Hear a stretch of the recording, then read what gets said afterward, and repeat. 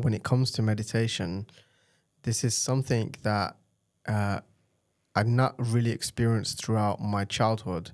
And what you brought up there was demystifying meditation. And I feel like for me, that's a key problem that I had, especially earlier in my life. I would look at meditation as like kind of a waste of time. It was like, why would I waste my time just sitting down? I already, you know, sit down and think about my problems, so I don't need to meditate. Yes. So it could, when I realized the difference between sitting down and thinking about your problems and meditation, then I think a lot of things shifted for me. But I'm curious to hear about, what's your process for like demystifying meditation? Yeah, so I think first of all, I totally feel the same. Like I had the same association where I imagined that meditating was like, you know, monks sitting on the top of mountains, which of course is a thing, but that was what I thought it was limited to. And that to me, you know, especially in my teenage years, you know, where I was just playing video games and like eating junk food all the time. Yeah, me too. I was like, what could possibly be appealing about that? No, of course. And then once I've experienced that for myself and like the joy and the bliss and the serenity and also the power of transformation that's come through for me, I've realized that you don't have to be a monk to meditate. You don't have to go to the mountains or the Himalayas. You don't even have to meditate for a long time. It's really something, I think it's really something that I've started to realize is kind of a state of being that you can kind of introduce with a meditation practice, but being meditative in your day, I think that's a state of being that's really profound.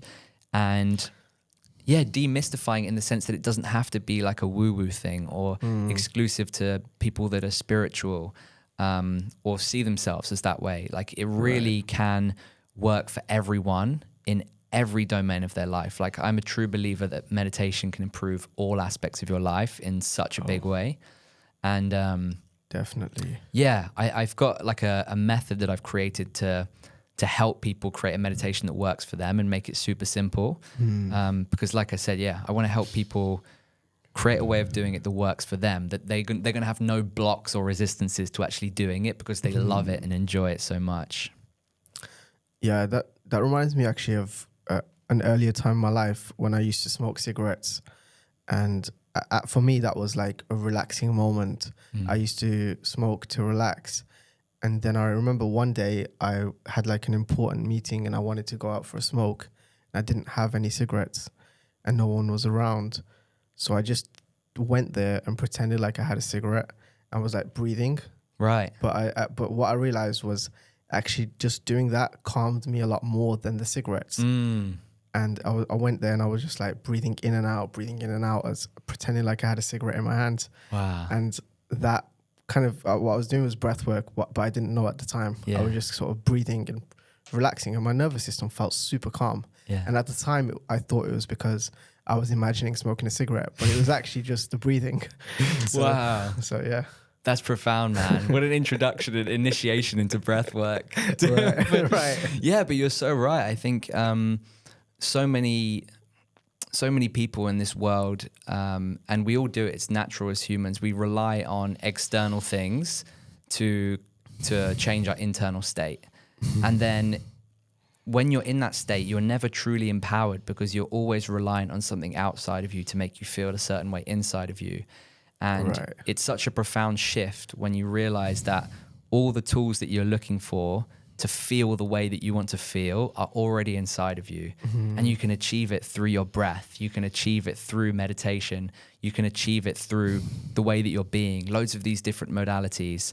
And what an exciting time to be alive where we can share this information. You know, like you back in the day before technology, you might have had that experience and you could have told like a handful of people about it, you know, but we're in this world now where you can share your stories. You can share your experience. You can message your friends. You can put your message out there in social media and suddenly information and wisdom can spread like wildfire.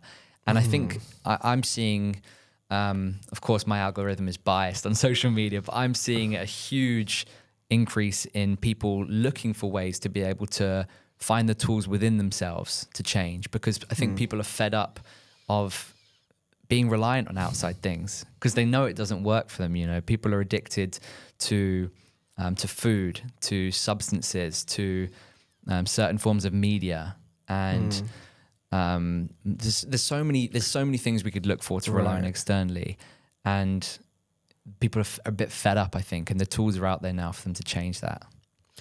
There are, for sure. And however, there's also a lot of tools out there to distract you and keep you in a certain state